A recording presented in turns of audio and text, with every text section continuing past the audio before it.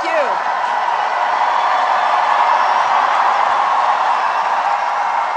Well,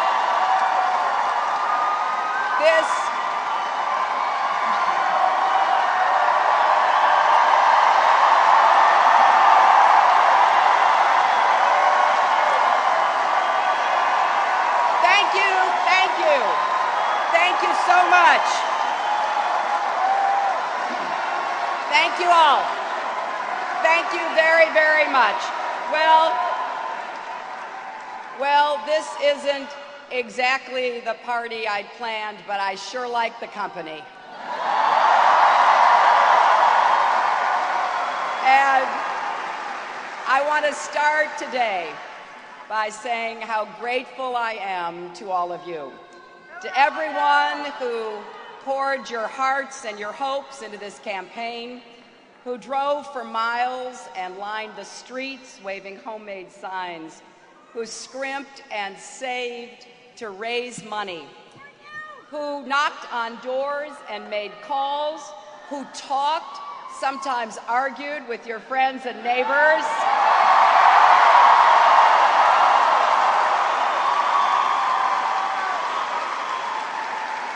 who emailed and contributed online, who invested so much in our common enterprise, to the moms and dads who came to our events, who lifted their little girls and little boys on their shoulders and whispered in their ears, "See, you can be anything you want to be."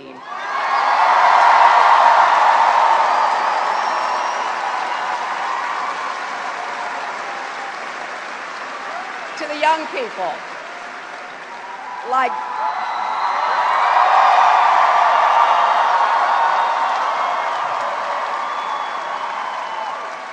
13-year-old Ann Riddle from Mayfield, Ohio, who had been saving for 2 years to go to Disney World and decided to use her savings instead to travel to Pennsylvania with her mom and volunteer there as well.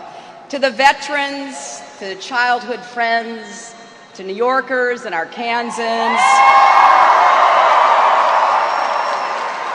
who traveled across the country telling anyone who would listen why you supported me. And to all those women in their 80s and their 90s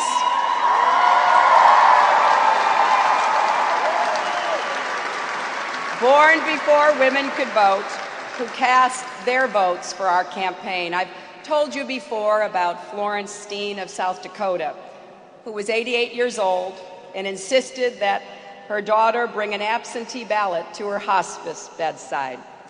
Her daughter and a friend put an American flag behind her bed and helped her fill out the ballot. She passed away soon after, and under state law, her ballot didn't count, but her daughter later told a reporter, "My dad's an ornery old cowboy, and he didn't like it when he heard Mom's vote wouldn't be counted.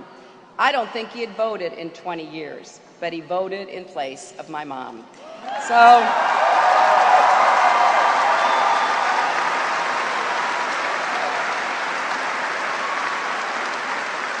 to all those who voted for me and to whom I pledged my utmost, my commitment to you and to the progress we seek is unyielding. You have inspired and touched me with the stories of the joys and sorrows that make up the fabric of our lives, and you have humbled me with your commitment to our country. 18 million of you from all walks of life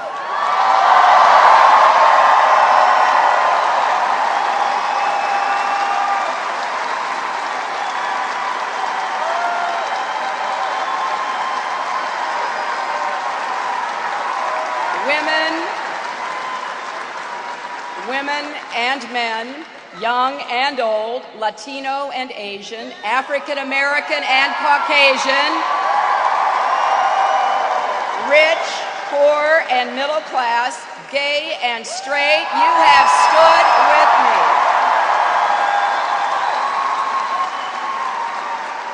And I will continue to stand strong with you every time, every place, and every way that I can. The dreams we share are worth fighting for. Remember, we fought for the single mom with a young daughter, juggling work and school, who told me, I'm doing it all to better myself for her. We fought for the woman who grabbed my hand and asked me, what are you going to do to make sure I have health care, and began to cry because even though she works 3 jobs, she can't afford insurance. We fought for the young man in the Marine Corps t-shirt who waited months for medical care and said, take care of my buddies over there, and then will you please take care of me?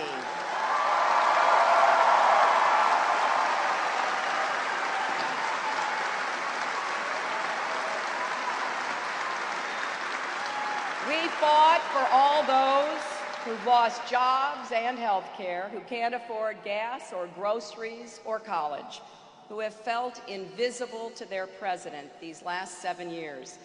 I entered this race because I have an old-fashioned conviction that public service is about helping people solve their problems and live their dreams.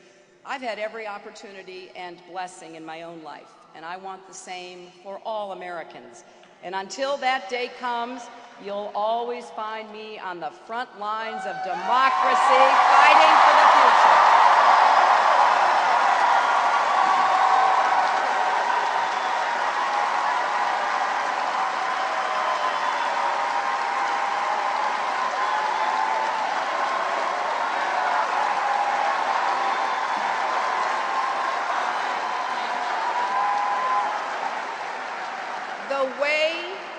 The way to continue our fight now, to accomplish the goals for which we stand, is to take our energy, our passion, our strength, and do all we can to help elect Barack Obama, the next President of the United States.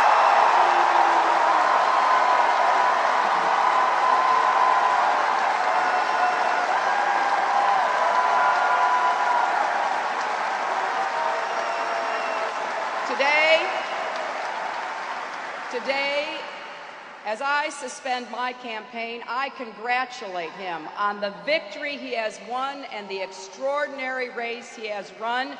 I endorse him and throw my full support behind him.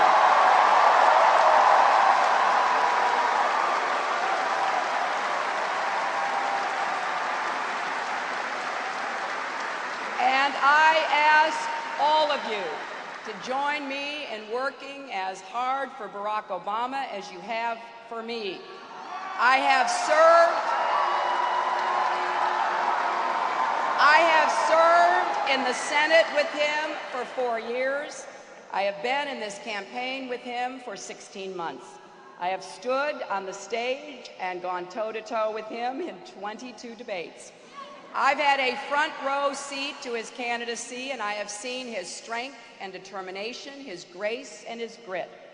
In his own life, Barack Obama has lived the American dream as a community organizer in the state Senate, as a United States Senator. He has dedicated himself to ensuring the dream is realized. And in this campaign,